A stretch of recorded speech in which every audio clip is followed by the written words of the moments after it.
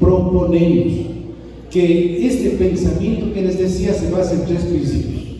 El primero dice: los elementos complementarios de cada fase deben distinguirse claramente, es decir, si decimos estas son unidades, el maíz será decenas, el otro centenas y así sucesivamente, y ahí damos una conexión con el infinito, distinta a la que hace la matemática clásica, que da una proyección únicamente como idea.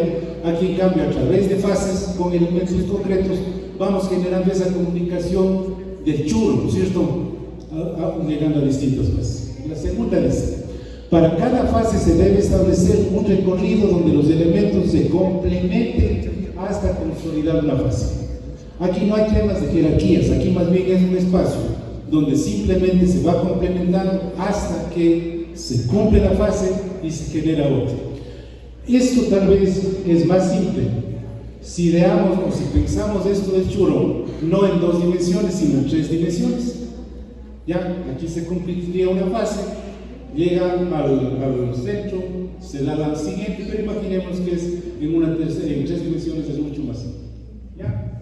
Y la tercera dice: todo cambio de fase se realizará en un único espacio determinado por el efecto.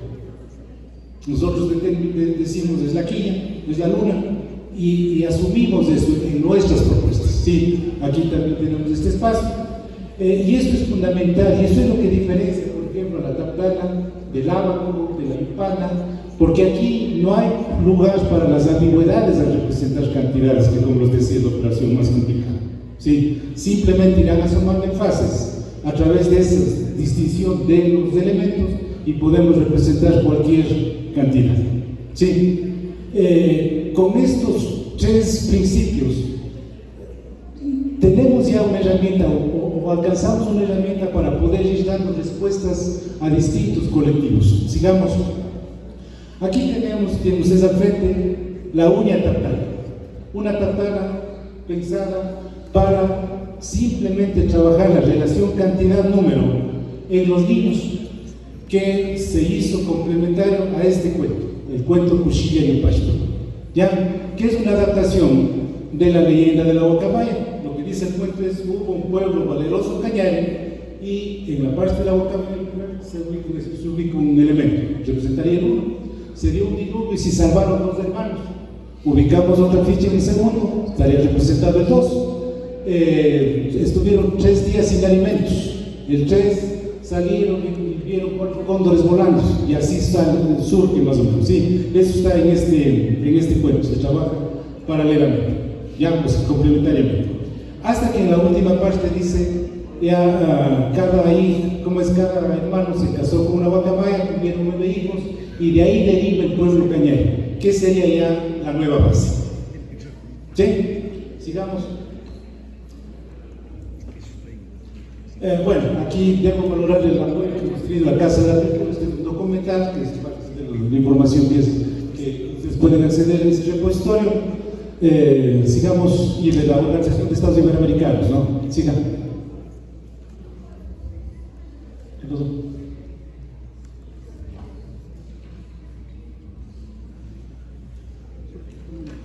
Bueno, seguro lo que viene después es la taptana PP.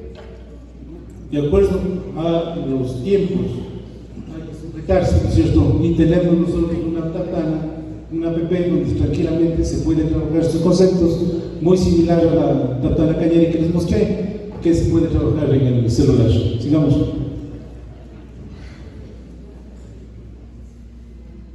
Bueno, aquí me voy a detener un momento con esta taptana. En algún espacio se llegan a la UNAE personas con discapacidad visual, representantes de la Asociación de No Videntes de la provincia de Cañar, y nos plantean que les apoyemos para capacitar en conceptos matemáticos.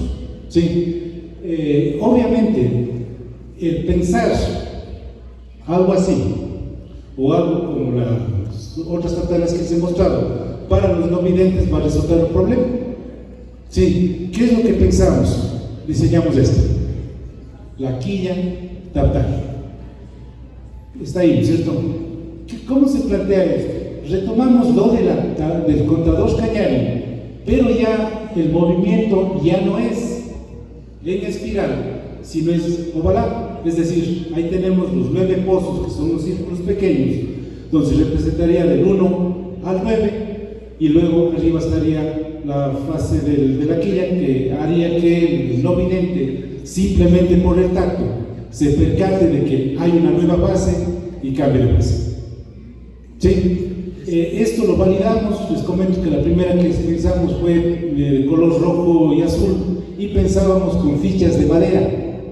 Nos fuimos a trabajar con Ambisuc a validar la propuesta, y vimos, o nos propusieron ellos, que eso no era lo adecuado. Decía que sea blanco y negro, porque no hay a pesar de que son no videntes, hay un rasgo de luz que les llega, y el contraste entre blanco y negro es más fuerte, ¿sí? Y nos dijeron, no trabajemos con fichas de madera, trabajemos con granos.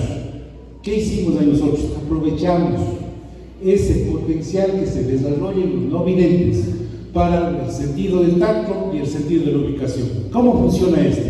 Ustedes ven, ahí tenemos los 9 pozos, ahí abajo donde se representaría el 5, y decimos que ese se ubique junto, o sea, que el no vidente se ubique frente a ese pozo, y simplemente por contacto vaya determinando 4, 3, 2, 1, 6, 7, 8, 9, en la parte de arriba, al llegar allá, un cambio de fase.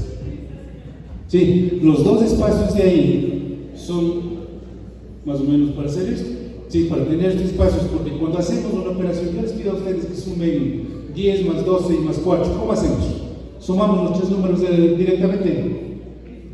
No, sumamos 2 números, y la respuesta de ese, a la respuesta de ese le aumentamos el tercero. Sí, por eso, ahí si quisiéramos hacer 542, representaríamos 542 en una de las chozas, así se llaman los círculos grandes, y más 325 abajo, y luego haríamos el proceso de ocultarse. ¿Ya? Pero eso nos dio una pauta. Ya, nosotros, uno de los principios que manejamos en toda la investigación es una inclusión absoluta. No podemos pensar que construimos una tartana para un grupo y otro grupo quede excluido. ¿Ya? Entonces, si bien las otras funcionan en distintos contextos, lo que buscamos es que cuando planteamos algo nuevo, se mantenga eso de la inclusión, y vimos algo que está resultando muy satisfactorio para nosotros. Es esta. ¿Qué idea les viene viendo esta forma? ¿Qué idea? Cualquiera, díganme.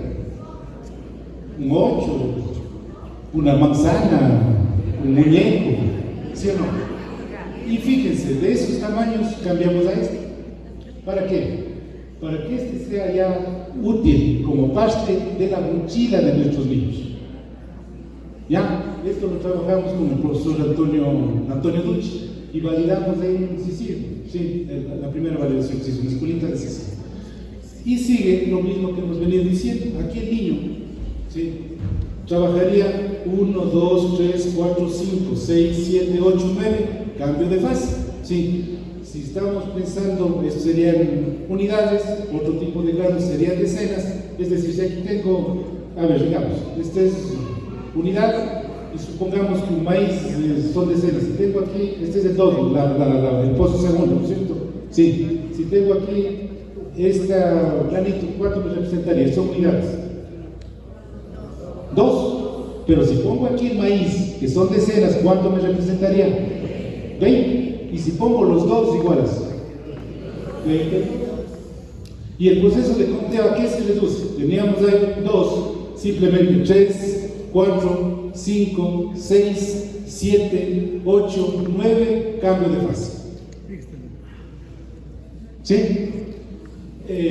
Bueno, ¿por qué les digo que está tan inglés? Porque hemos validado ya y vemos lo útil que es.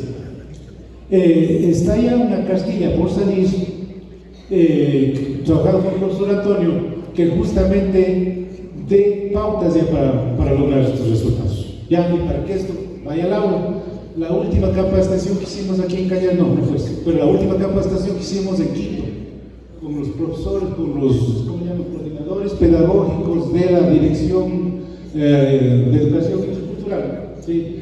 gracias a una invitación que nos hizo un laboratorio. Esa lo hicimos ya con esto. Y créanme, no llevamos esto, ¿saben qué llevamos? Esto.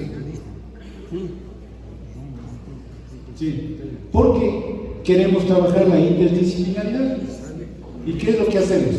Proponemos esto y digamos, ya, como les comentaba, ¿no? Ven el osito, ven el 8, ven la manzana, dibujen y decoren como ustedes quieran, en grupos de 4. Estimado Marco, tenemos 5 minutos. 5 minutos, sí. Y dibujen en grupos de 4, le decoran esto, les pedimos claro de mano que lleven pintura, que lleven este tipo de cosas, y luego que trabajen los conceptos matemáticos ahí, haciendo énfasis de que nuestro currículum plantea la interdisciplinaridad, y hablo del currículum general por supuesto, plantea la interculturalidad, plantea la interdisciplinaridad, pero no nos da pautas de cómo hacer. Sí, nos habla que nuestros bachilleres deben ser justos, solidarios e innovadores. ¿Ya? Nosotros a través de esto estamos intentando eso. Y tenemos ahí otros resultados. Hay un resultado ahí, la IUIA Tatana, que tiene 2 cuadritos abajo. Eso es para trabajar matemáticas superiores, transformaciones numéricas de distintas bases. Sí, con estos mismos 3 principios que les acabo de comentar. Está también ahí la que está arriba, es la TAC-PANA. Sí, es pensada para adultos mayores, para que en su soledad puedan jugar con este objeto, es decir, ubicar, representar cantidades, hacer operaciones básicas en ese espacio. Sí, sigamos. Bueno, obvio, todo esto que les digo no tendría sentido si no transmitimos, si no comunicamos. Sí, es por eso que tenemos nosotros, gracias a la Casa de la Cultura, un espacio denominado Conexión de la Tatana, que está abierto, y le invitaba a la compañera, el profesor Luis también, a ver si nos juntamos y mantenemos esta línea de acción, buscando que la complementariedad no sea algo que declaramos ahí sin que derivamos. ¿Sí? Y que en las diferencias que pueden existir en nuestras investigaciones veamos un punto de conversación, veamos un punto de diálogo para, en base del respeto académico, poder ir avanzando. ¿Sí? También quisiera mostrarles esta publicación que nos hizo la Universidad de Matahuasi, donde trabaja la doctora Magdalena. Sí, es una investigación que se inició en el primer simposio internacional de la Tatana en Azogues, donde pudimos juntar investigadores de México, de Perú, de Bolivia, y nosotros, por supuesto, y plantearnos distintas concepciones matemáticas de nuestros pueblos ancestrales, plasmar. Lo difícil fue al comienzo ponernos de acuerdo, el que no se vea una jerarquía ahí, sino que simplemente cada pueblo, cada grupo apostemos desde lo que tenemos. Claro, nosotros aquí escribimos sobre el contador Cañar. ¿Sí? Bueno, como les decía, la propuesta pedagógica interdisciplinaria también está escrita ya. Tenemos algunos proyectos en mente.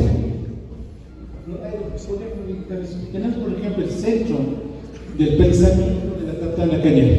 ¿Por qué? Los principios que acabo de mostrarles no se limitan a lo numérico, no se limitan a lo matemático. En ningún momento se decía eso para mí, no. Eso va a ser el centro del pensamiento de la Tatana Cañar y va a estar ubicado en la Casa de la Cultura en Azogues, porque ellos nos dieron los espacios. ¿Ya? Donde queremos que el ciudadano común, no necesariamente el profesor de matemáticas ni el docente de investigación, sino el ciudadano común, discuta sobre estos principios que acabamos de indicarles. Porque los mismos principios que les planteé pueden utilizarse en el arte, pueden utilizarse en la literatura, pueden utilizarse en la vida. Y eso no es ningún descubrimiento. Ustedes saben más que yo que el conocimiento cañari era un conocimiento holístico, un conocimiento integral. No como es ahora, que la matemática es un sesgo, las ciencias naturales otro sesgo, y así vamos generando más bien conflictos y a veces competencias. ¿Ya? Nosotros planteamos esto siempre con ese sentido de compartir lo que hacemos, a sabiendas de que como investigadores debemos haber cometido muchos errores y cometeremos, pero de lo único que no queremos que se nos acuse es de no haber hecho nada esta docencia. Sí, nosotros seguiremos proponiendo.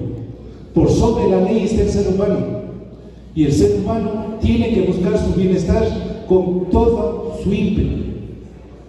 Quiero también decirles algo que creo que va saliendo al pensamiento de la Taptana Cañari, lo han pisoteado mucho. Nosotros lo que queremos es buscar los espacios necesarios para revalorizar en justa, en absoluta respeto de los elementos naturales, de ese equilibrio que tanto hablamos. Pero muchas veces hablamos de equilibrio, pero no nos sentamos a conversar con el pueblo. Lo que tienen ustedes adelante es ya pasado. Lo que les acabo de mostrar no es el futuro, es el pasado. Lo que hagamos de aquí en adelante, tal vez tomando en cuenta algo de lo que se ha hablado aquí, ese es el futuro. ¿Pero de quién depende eso? De nosotros. Y ahí, señores concejales, señor alcalde, la propuesta va en ese sentido. Entendamos al pensamiento de la cultura cañari como un pensamiento que puede generar unidad, que puede generar desarrollo y que siempre estuvo ahí a pesar de que no quisimos ver.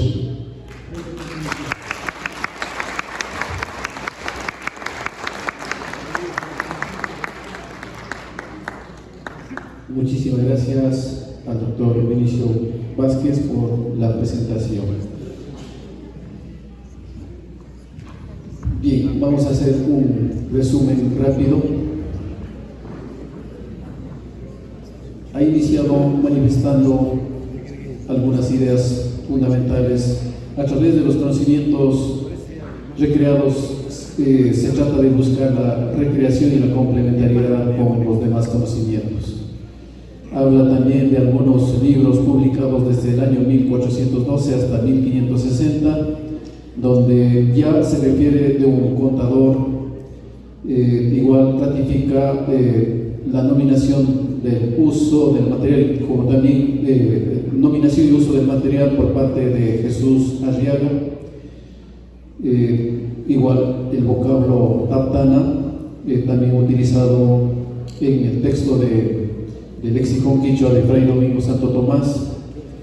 Hace un reconocimiento a la educación intercultural bilingüe por el rescate significativo de los conocimientos matemáticos ancestrales a través de la Taptana Niquichi o Taptana Monta Luisa. La operación fundamental es el conteo.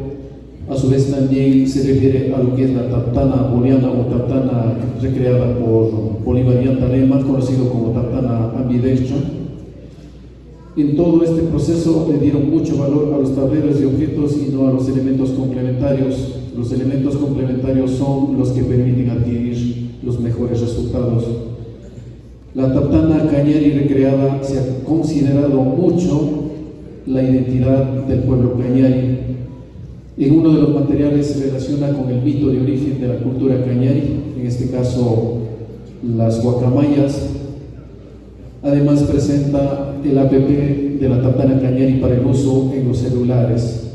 Se ha recreado una Taptana para los no videntes denominado Quilla Taptana, donde se puede resolver operaciones mediante el sentido del tacto y la ubicación.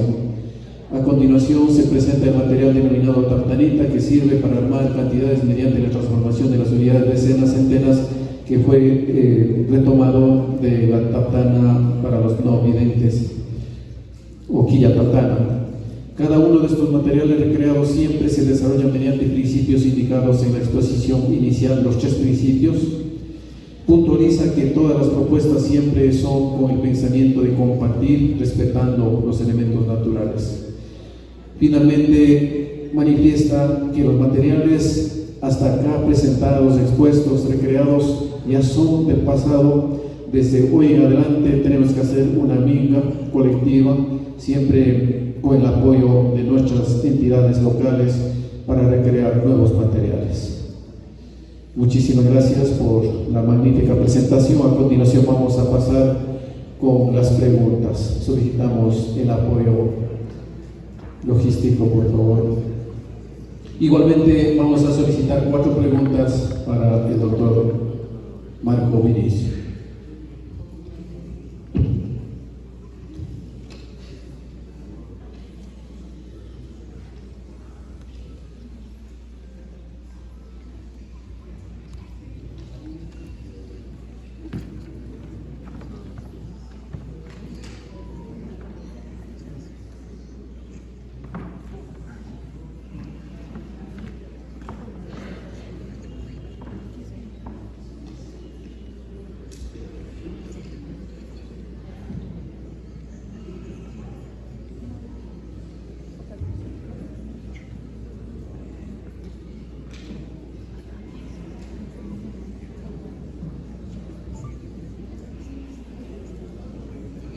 Cañar, una cultura portadora de mucha sabiduría y de los elementos identitarios, por lo que hoy nos hemos reunido para hablar de un tema muy importante dentro de la etnomatemática, al igual que las demás culturas occidentales como la egipcia, griega, babilónica, entre otras. En Cañar prehispánico o preincaico, potenciaron los conocimientos matemáticos para descifrar lo que es la numeración y el cálculo mediante la recreación de instrumentos, signos y símbolos, los mismos que evidenciamos en diferentes museos nacionales e internacionales y de los cuales hemos recreado en materiales concretos, semiconcretos y abstractos. Por eso mismo, el día de hoy ha sido imprescindible hablar sobre el origen, desarrollo y pedagogía de la tartana cañari. No sé si ya tenemos las preguntas.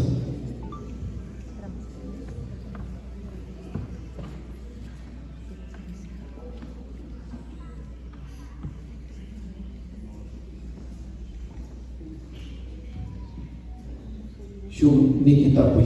Vamos con la primera pregunta.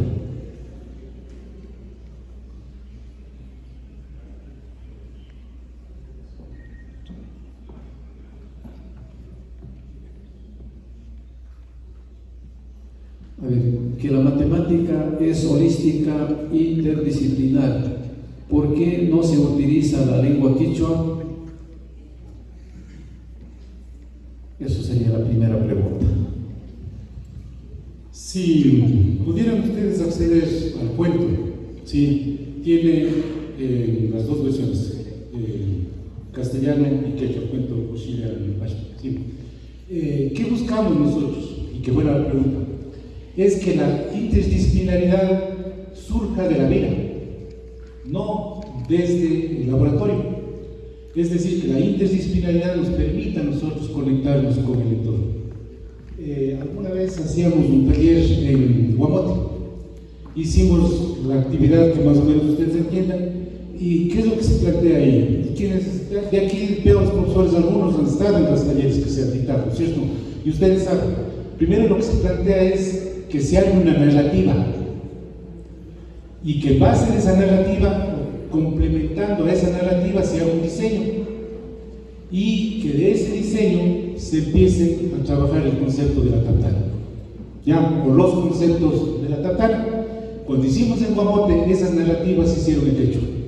Últimamente hicimos con profesores de idiomas, hicimos que hagan en inglés, ¿sí? Es decir, buscamos justamente que los elementos se complementen entre sí, como decíamos, a través de las actividades. Ahí logramos la contextualización, la riqueza de la construcción del conocimiento, porque al trabajar así, el conocimiento ya no es algo que viene de un libro, ya no es algo que viene de una fórmula, sino es algo más bien que colectivamente surge. Y obvio, no hay limitación alguna. Fíjense ustedes ese mural. Es la concepción de la tartana de un artista, ¿ya? O las carátulas que tenemos acá son concepciones de tartana. Es un artista de la provincia de Bolívar que dice que él ahora ve la tartana en todo lado, porque al hablar de cambios de fases, de elementos que se complementen, está ahí, pues, está en la vida, ¿sí? Y obvio, la lengua, siendo el elemento mayor tal vez de la cultura, genera ese tipo de conexiones. Y no es una cuestión únicamente de reiterar desde el discurso, sino de llevarlo a la práctica, ¿cierto? Que no quisiera poder trabajar con profesores realmente de habla quechua para poder ir generando otras propuestas. Gracias. La siguiente pregunta: ¿cómo se implementaría la tartana en matemática superior o en procesos más avanzados, tal vez? A ver, yo hablaba de los 3 principios, ¿no es cierto? Sí. Pero hay que entender estos principios desde una forma de vida y no necesariamente como respuestas tácitas y puntuales, ¿no es cierto? Cuando nosotros proponemos, por ejemplo, la Yuya Tatana, que es una que está ahí, es pensada para el bachillerato, porque es ahí donde se generan ya conceptos o conocimientos de la transformación numérica de distintas bases, ¿no es cierto? ¿Qué es lo que pasa en la matemática occidental? Aquí están algunos que conocen muy bien eso. Para pasar un número de base 9 a base 6, primero hay que pasar la base 10 y ese resultado luego pasar a la base 7. Con los conceptos estos se puede pasar directamente de cualquier base a cualquier otra. ¿Ya? Y aquí va otra cuestión. Cuando hablamos de epistemologías pedagógicas, también deben surgir de este diálogo, ¿no es cierto? ¿Cuántas veces nos hemos preguntado nosotros para qué sirve alguna parte de la matemática en mi formación? ¿Sí o no? ¿Ya? Lo que estamos diciendo, si hacemos esta construcción colectiva, es que los conocimientos van a surgir desde la solución de esa realidad práctica, real del individuo. Les pongo un ejemplo. Planteamos este ejercicio y algunos estudiantes dicen: vamos a recrear en la Tatana la realidad de una fiesta. ¿Ya? Y hacen su narrativa en quechua sobre la fiesta. Y el momento que queremos aplicar conceptos matemáticos, ¿hay cómo? Relacionados con la fiesta. ¿Sí?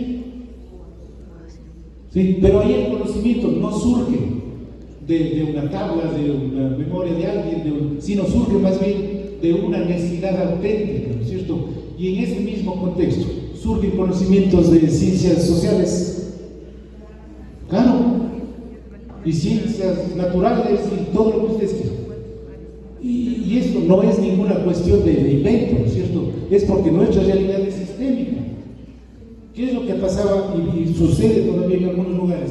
Que el profesor de matemáticas no dialoga con el profesor de ciencias naturales. Cada uno da su clase por separado. Y luego nos piden que el bachiller sea justo, solidario, innovador y ciudadano crítico. ¿Podrá generar criticidad si aprendió de forma aislada? ¿Memorizándose teoremas? Ese tipo de situaciones, creo que no. Entonces, lo que nosotros planteamos es esta otra forma. ¿Ya? Del Ministerio de Educación, sé que está pensando en eso, hemos tenido mucho apoyo. Y hemos tenido apoyo de la Dirección Nacional de Tecnologías Educativas, rompiendo tal vez ese tabú de que la tecnología es únicamente utilizar dispositivos electrónicos. La Tatana también es una tecnología. Es una tecnología de madera, de papel, de tablas, de cartulinas, pero es una tecnología y es súper útil. Y además es contextualizable en cualquier ambiente. No depende no tiene esa dependencia, ¿cierto? ¿Qué pasa con la virtualidad? Siendo muy útil, un recurso fundamental. Ustedes saben, en el Ecuador el 50% de nuestros niños no tienen acceso a esta tecnología. Ahí está así. Tenemos una tercera pregunta. ¿Cómo se fortalece la cultura con la Tatana Cañari y cómo se evidencian sus principios en la vida cotidiana? A ver, la cultura es la esencia de los pueblos. Y vivimos una etapa donde esa tecnologización, esa sistematización demasiado abrupta, está intentando imponer una cultura distinta, una cultura globalizada. ¿Sí o no?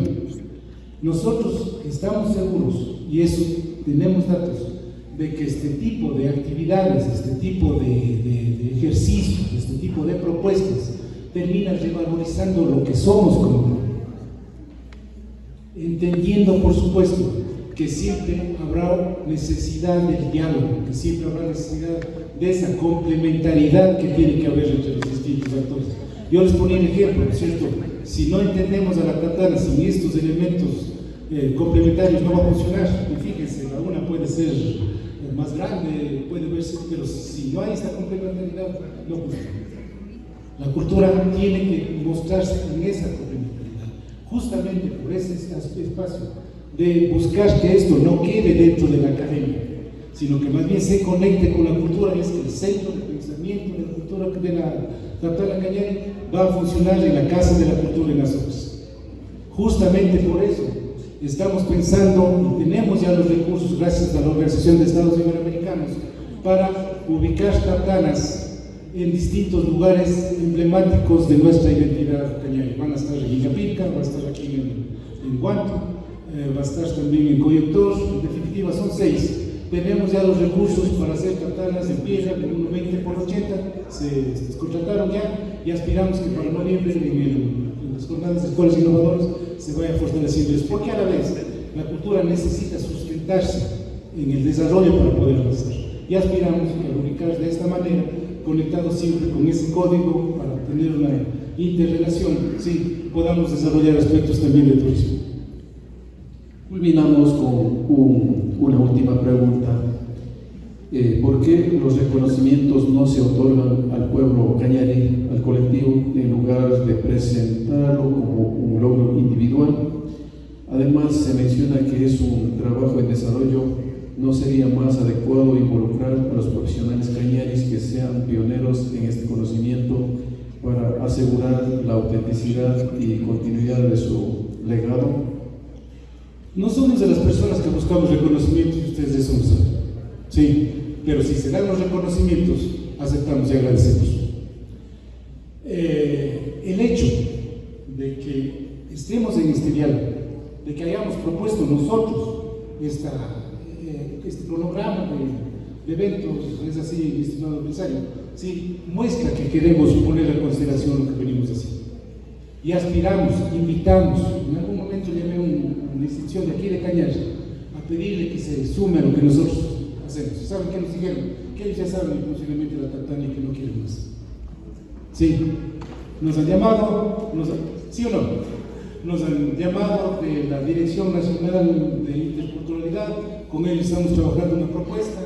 Hemos visto muchos senderos, claro, somos un grupo, ¿cuántos? 12, 14 que estamos en la UNAE, sí, ellos son quienes llevarán el proyecto de la UNAE, me refiero, y aspiramos que se sume más. Sí.